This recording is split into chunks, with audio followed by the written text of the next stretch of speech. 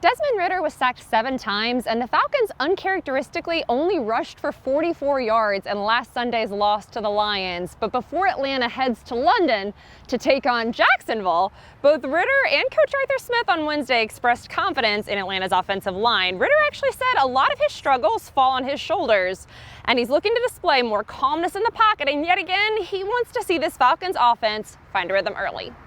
Got a lot of confidence on our line. So I think it's the first time in a long time that we haven't run the ball well. Credit to Detroit. If it becomes a pattern, then, things have to change. But that's in anything. Just not trying to do too much, and then everyone just do their job.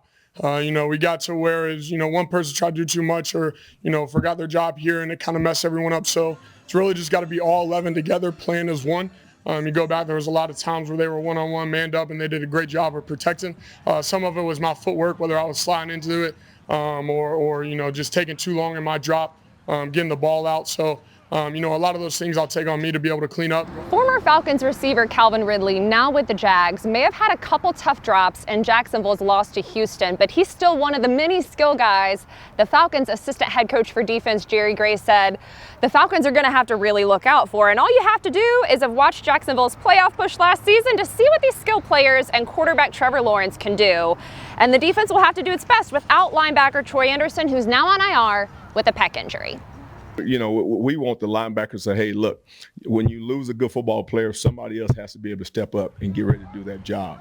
And that's how football is. They got 4 or 5 great wide receivers.